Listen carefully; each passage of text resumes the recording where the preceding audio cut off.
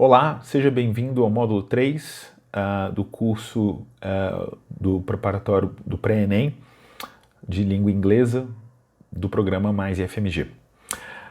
Nesse módulo, nós vamos aprender um pouco sobre gêneros textuais, que são um assunto bastante recorrente nas provas de linguagens do Enem, e vamos ver quais são os principais gêneros de texto que aparecem na prova e alguns conceitos de gêneros multimodais. Vamos lá?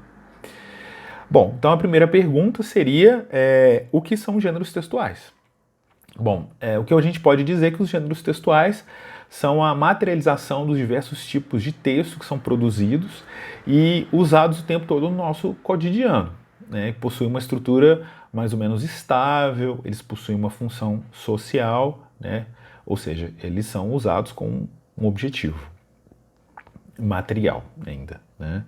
Então, por exemplo, um artigo científico é um gênero textual, um cartão postal é um gênero textual, né? E por que um artigo científico e um cartão postal são gêneros textuais?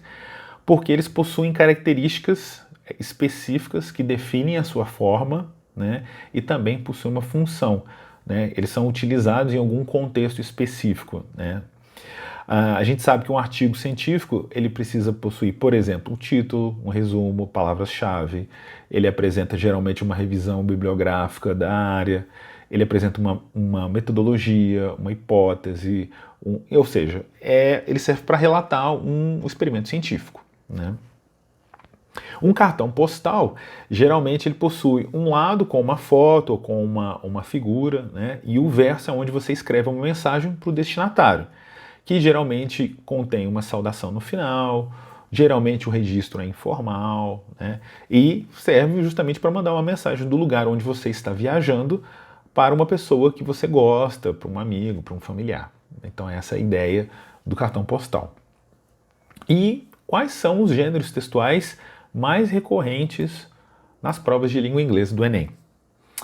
Bom, analisando as provas nos últimos anos, eu posso dizer que os gêneros textuais mais frequentes são artigos, poemas, letras de música, peças publicitárias, charges, quadrinhos, né? São alguns dos exemplos de gêneros mais comuns, né? Claro que outros gêneros podem aparecer, né?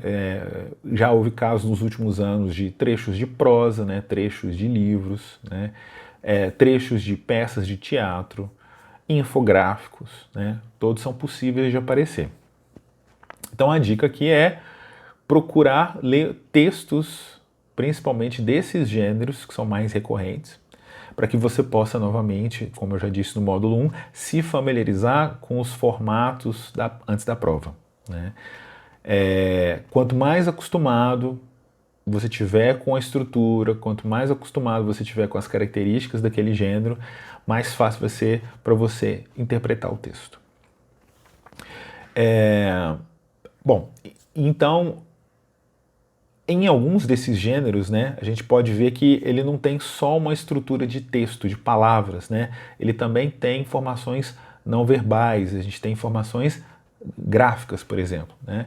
E essas imagens, elas não são à toa, elas não são só para ilustrar, elas fazem parte da estrutura do texto, né? Texto de maneira abrangente, como o que veicula o sentido, né, daquele material que a gente está dispondo na prova, né? Então, a estrutura do texto com as palavras, ou seja, a estrutura verbal, a gente vai chamar de modo, né? E a estrutura do texto com as imagens, a gente também vai chamar de modo, é um outro modo, né? É por isso que a gente chama esses textos que combinam mais de um modo de textos multimodais, né? Então, um texto que tem a combinação de palavras e imagem, som e texto, por exemplo, né? Como uma música, né? É um gênero multimodal. E qual a importância de saber, né, sobre esses gêneros multimodais ou saber sobre multimodalidade? Porque essa forma híbrida de texto ela é muito comum e é cada vez mais comum no nosso dia a dia, principalmente por conta do desenvolvimento de várias tecnologias de comunicação, né? Então a tecnologia ela é inerente a esse processo de desenvolvimento de gêneros textuais, né? Então o uso da junção de palavras, de sons, de imagens, ele vai ficando muito comum, né? Até nas comunicações mais corriqueiras do nosso dia a dia, né? A gente faz uso de gêneros multimodais sem nem perceber, né? O WhatsApp, por exemplo, que é uma plataforma de comunicação, é cada vez mais comum o uso dos emoticons, né, dos emojis, e agora a gente tem até as famosas figurinhas, né, que complementam a estrutura de comunicação, utilizando palavras, né, a estrutura verbal e essa estrutura gráfica, que sem dúvida nenhuma tem uma relevância na construção do sentido. E perceba também que o uso dos modos não verbais é muitas vezes complementar para a estrutura do sentido dos textos verbais, né? Então, em gêneros publicitários, por exemplo, o uso da imagem tem como objetivo impactar os sentidos da audiência, do público, né? E isso traz uma estratégia de persuasão, né? Então, lembrando que todo gênero textual tem uma função social, ele tem alguma função aí a ser alcançada. Um outro exemplo de gênero multimodal são as charges, né? Os memes, os quadrinhos, né? Que são muito comuns nas provas do Enem, né? Muitas vezes a estrutura do cenário, do desenho, é parte importante para a construção do sentido que a gente quer dar, ou para o efeito de humor, né? Considerando os memes, considerando as charges, os quadrinhos, né? Que é esse efeito de humor que o autor havia pensado para aquele texto, né?